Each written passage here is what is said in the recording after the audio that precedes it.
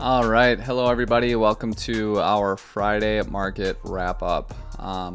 Today we're going to start with DXY. I did some new analysis on it today, and there's just a couple things I want to look at, sort of the correlation between ES1 and DXY, and then apply that to, of course, our Bitcoin and Ethereum analysis. So for DXY here, we came up on this 110 daily. This daily was put back in 2002, and it's also the macro 786, so we did reject off of that, but we are finding support. We can see we put in a nice little support zone here that we are now bouncing off of, which is also the 382 of the move up here. So I was looking at two possibilities here. This one I do like quite a bit. So we have this major resistance zone up here. I've been talking about it for quite some time, and that's the 116 yearly that was put in 0102. And in this area, we also have the 886 and our daily at 115. So, just keeping in mind, I would be looking at some point for a move up here, and we can do that in one of a couple different ways, but I do like this scenario right now. So we put in some degree of a small consolidation period here, confirming this 108 area as resistance, before then getting our move up here, in the first week of October to, this weekly level here before maybe a little bit bigger, a larger degree of a pullback here to flip this 110 area to support before getting what will be, in my opinion, our final leg up, ending sometime in December. Okay. So keeping in mind here, just for a shorter term analysis, consolidate this 108 area here for some time into next week, and then get our move up, to this weekly here sometime in the first week of October. Okay. And we can take a look at ES1. So that consolidation period, last we spoke, we were talking about getting a bounce off the top of this channel here, which we did very nicely. So we can get rid of these here. These did not happen. So I would look for, in that period of consolidation, to get back up to this resistance here. Right, this resistance zone, this key weekly level that we flipped to resistance here. We attempted to break through here, had a failed auction above, and then came down here again. I would expect during that period of consolidation at 108 for DXY, we do get this move up to here, and then maybe put in some consolidation, and then have continuation downwards. Okay. My only scenario for continuation upwards, and this of course would change with the DXY analysis. If we were to get a move up here, find support, then we can look for some degree of continuation. But until that happens, I'm going to be sticking to this scenario where this area is looked at as resistance, and I would look at basically some degree of a move up, consolidate, and then have our continuation downwards. Okay. Now moving on to BTC, we can see we had a massive pump here. Last time we spoke about BTC, we were looking at this area being I think it was on Monday, I made a video where I was saying that everyone's probably going to trade this as a descending triangle where they're going to be looking for a move down. And I said, well, why don't we just take out these lows, swing failure here, get a reversal upwards, and come back up. And I think, yeah. So here's the clip of that from Monday's video where I was looking at, kind of having this move down and then some degree of a reversal back upwards. And it honestly, it exceeded my expectations. Things worked out even better than I could have anticipated with this massive pump up to, almost the midline of our range ultimately. Right. So we'll zoom out back to our daily here. We are at the range point of control. We're coming up on the midline. We have this naked point of control that we just recently rejected off of, as well as an untapped daily to the upside here, and then also our anchored VWAP from 17K. So we can see there's a lot of confluence here. This really is a heavy area of resistance, and I would be looking for one of a couple things to happen. All right, maybe we can get some degree of a signal as to what will come next with today's daily close.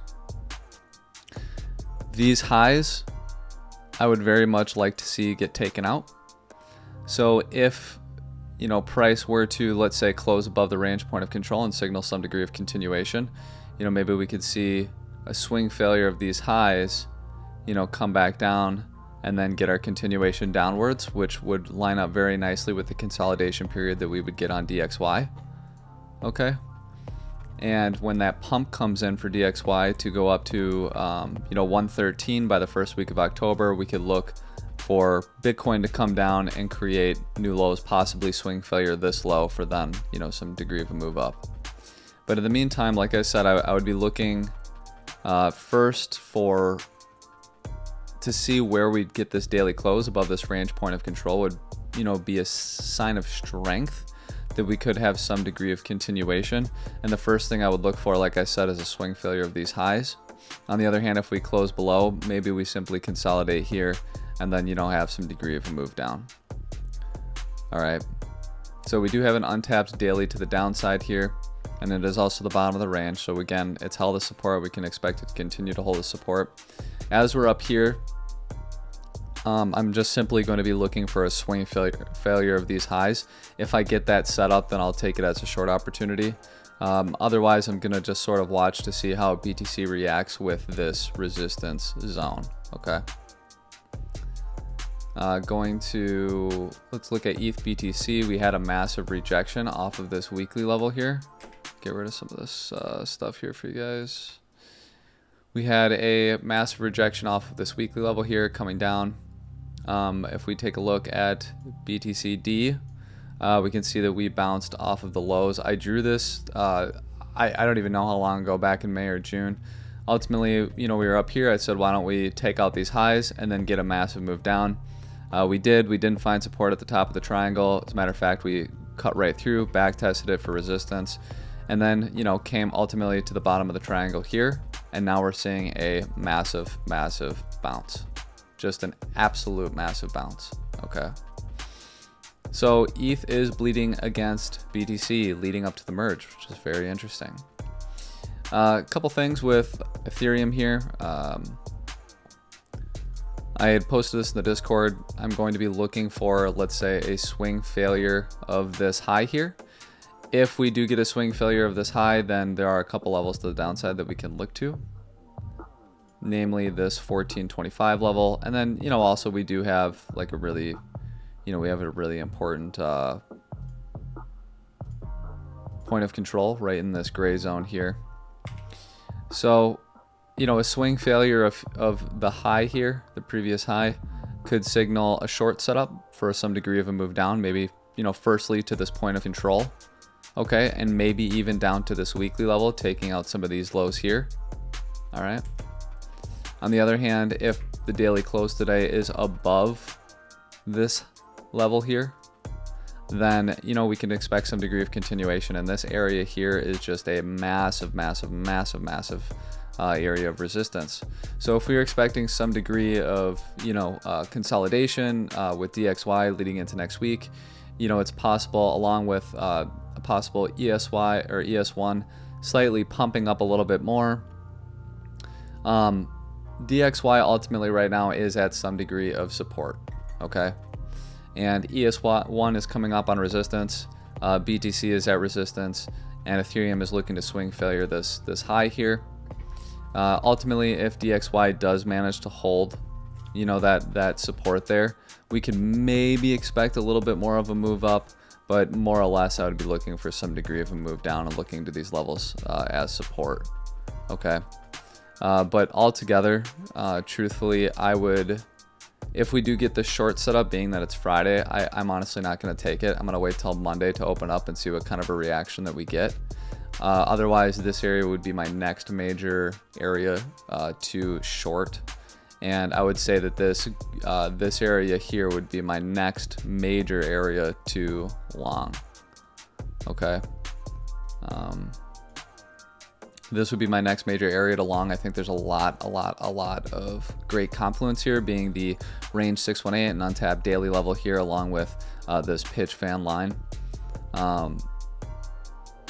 If we do get the move down here, somewhere like in this zone here, this would be a great area for me to look for some degree of maybe a swing long, and this area here for me would be a great swing short. But again, we'll have to wait for price to get to these levels and see how they react. And, taking into consideration DXY in the analysis that we were looking at here, if we are going to consolidate here into next week, and possibly the week after here, and then get this move up for then, you know, the 1st of October, the first week of October. You know, if we look at the first week of October here, that is where our macro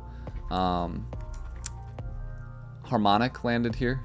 So if I pull that up, I think I actually have it on. Yep, it's right here. I have it on this chart. So our macro cipher, it lands on the first week of October, which would also be, you know, when DXY hits about that 113 level. So I was and have been planning to take out the 17.5K low here, and then, you know, have some degree of a really nice move up. So that's just something worth keeping in mind. I spoke about it in great length in the live stream that is online for you guys, so I'm not going to get into too much detail with it now, but ultimately it's just worth keeping in mind that it especially lines up very nicely with this sort of DXY pattern going upwards.